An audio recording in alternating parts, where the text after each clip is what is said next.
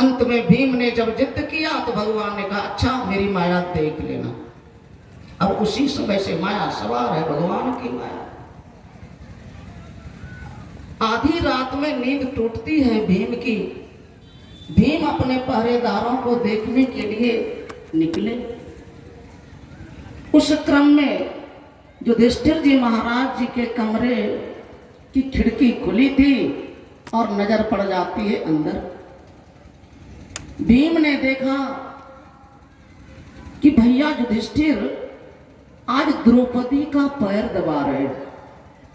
यह देखते ही भीम का पराक्रम मतलब क्रोध इतना हुआ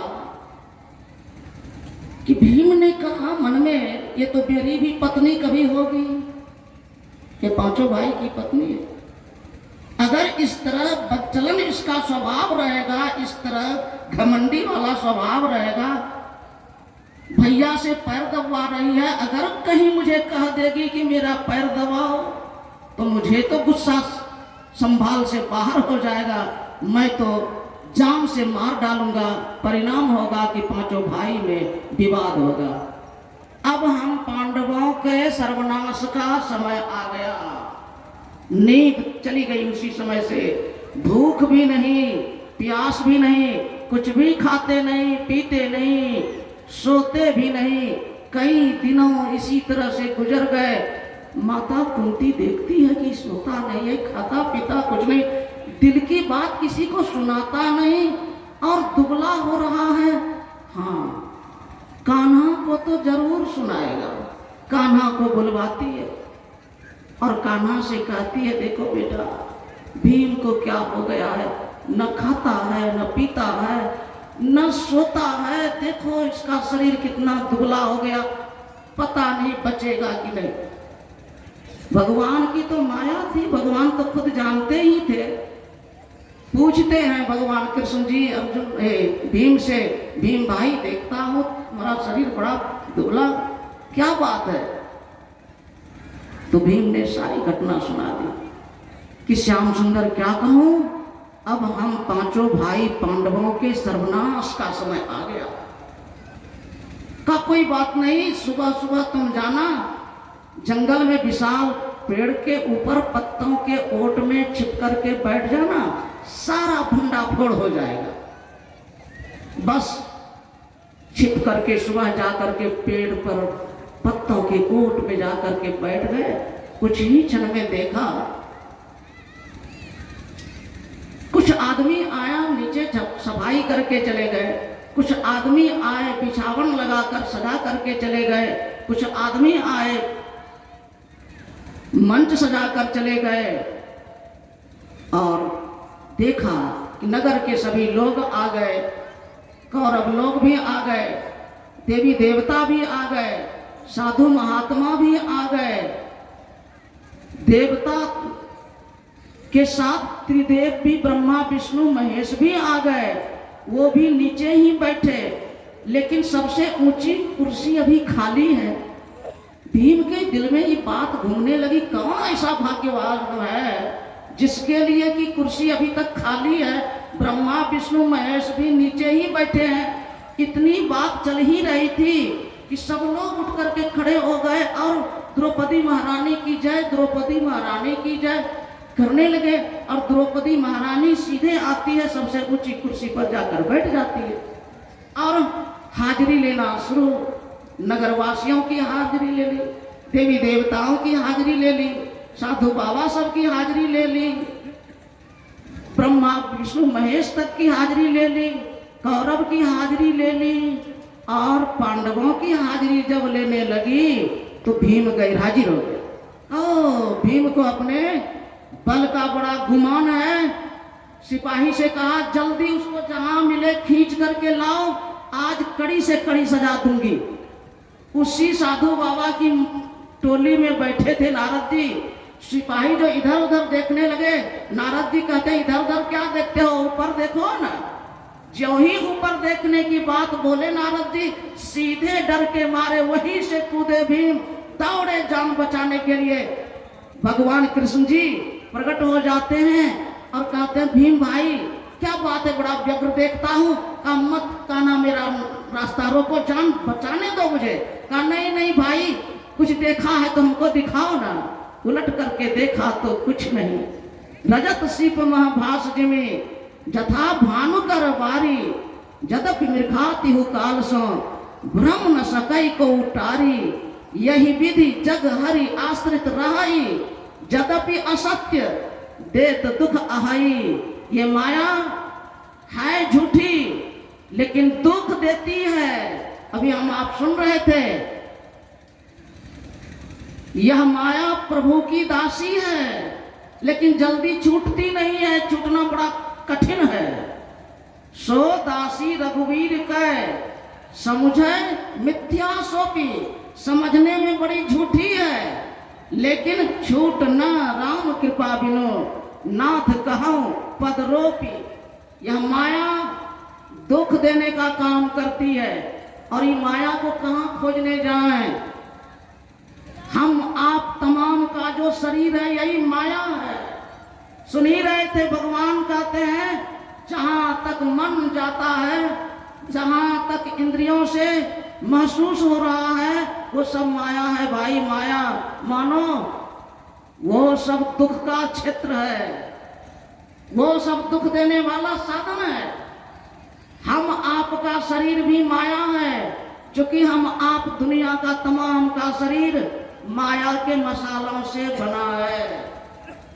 माता मदालसा कहती है अपने बेटे से, बेटा शुद्धोसी बुद्धोसी निरंजनोसी संसार माया परिवर्जितोसी। बेटा संसार माया है, तू इसका त्याग कर, तू इसका त्याग कर। और उसी माया के मसाले से हम आपका शरीर बना। चित्तजल पावक गगन समीरा, पंच रचित अति अधम शरीरा। इन पांचों तत्वों से जो शरीर बना है, इन पांचों तत्वों से पांच पांच लुटेरा पैदा होता है। और यह जीव मुसाफिर लुटेरों के घेरे में जुगाओं से पड़ा हुआ। बताइए कैसे ये शांति से जिएगा, कैसे ये दुख से निकलेगा। अपना शरीर ही लुटेरा पैदा करने वाला है। आप पढ़िए संतवाणी सटीक, सबको पढ़ना चाहिए, गुरु महाराज जी ने इसका अर्थ लिखा है। और संत सम्राट कबीर साहब जी की वाणी की व्याख्या टीका की है। मोरे जीरा बड़ा अंदेशवा, मुसाफिर जइयो कौनी ओर। आज जी मुसाफिर, मेरे दिल में बड़ी चिंता, बड़ा हृदय में दर्द है कि तुम किस ओर जा रहे हो, किस ओर जाओगे। मोह का शहर कहर नर नारी, दुई फाटक घनघोर। मोह के शहर में अगर जा रहे हो, घनघोर यहाँ किवाड़ लगा हुआ है मोह का, और वो नर नारी रूप दो फाटक है। किधर जाओगे, सावधान हो जाओ। मेरे दिल में बड़ी चिंता। चाहते तो कभी हो कि कभी नहीं दुख हो, उधर चलो जिधर चल करके लुटेरों के घेरे से तुम निकलोगे। कहते कहते संत कबीर साहब जी ने कहा, काम दीवाना क्रोध है राजा, बसाए 2500 चोर। मुसाफिर जइहो कौनी ओर। हम आपके पांचों तत्वों से 5 लुटेरा पैदा होता है। आकाश से 5 लुटेरा, जो आकाश जिसको विद्वान कहते हैं इन्फिनिटी, जिसकी लंबाई चौड़ाई का कोई अभी तक वैज्ञानिक था नहीं लगा सका, और सबसे पावरफुल ये शक्ति भी रखता है, और सबसे सब तत्वों में सूक्ष्म भी है। और इससे सबसे जबरदस्त पावरफुल लुटेरा पैदा होता है काम, क्रोध, लोभ, मोह और मद। जो अभी आप सुन रहे थे, माया का सेनापति ही है। क्रोध लोभादि भट्ट ये है जबरदस्त सेनापति। कैसे निकलेंगे? काम मतलब सुन रहे थे पूज्यपाद श्री से सुबह की व्याख्या में। प्राणी पदार्थों की इच्छा हो रही है, अंधकार में जब तक हम आप रहेंगे इच्छा होगी ही। गोस्वामी जी ने लिखा, जब लगी नहीं निज हृदय प्रकाश और विषय आस मन माही, तुलसीदास तब लगी जग जोनि भ्रमत, सपने हो सुख नाही। जब तक कि आंख बंद करके हम प्रकाश नहीं देखेंगे, मन में विषय की आशा लगी रहेगी, कामना लगी रहेगी, तृष्णा लगी रहेगी, प्रयास शरीर करेगा। प्रयास करने में अवरोध आएगा तो क्रोध उपजेगा। भगवान वेद व्यास जी ने कहा, क्रोध विनाशस्य कारणम। क्रोध ऐसा है विनाश तक करवाता है। अगर कहीं काम पाने में आप सफल हो गए, लाभ हुआ, भगवान महादेव कहते हैं जिम प्रति लाभ लोभ अधिकाई। लाभ ज्यों ज्यों होगा लोभाग्नि और धधकेगी। ये लोभ, भगवान वेद व्यास जी कहते हैं, लोभ पापस्य कारणम। लोभ ही सब पाप का कारण है। झूठ पर मानव उतरता है लोभ लालच के चलते, व्यभिचार पर उतरता है मानव लोभ लालच के चलते, नशा पर उतरता है लोभ लालच के चलते, यहां तक कि कत्ल करने हिंसा पर उतारू हो जाता है लोभ लालच के चलते, चोरी करता है लोभ लालच के चलते। ये अंधकार का कारण है, ये माया का जबरदस्त सेनापति है। इसलिए बहादुरी बुद्धिमानी सबके मानव को होना चाहिए। सत्य पुरुष एक बसे पचिन दिशि। जो सत्य पुरुष, जो संत सदगुरु हैं, जो हमेशा प्रकाश में रहते हैं, निःशब्द में रहते हैं, परमात्मा को देख करके खुद परमात्मा वत ही होते हैं, ऐसों का ज्ञान परम पूज्य प्रधानाचार्य श्री सुबह के सत्संग के बाद कल बताएंगे। सब लोग सीखिए, एक भी सीखे बगैर नहीं रहिए।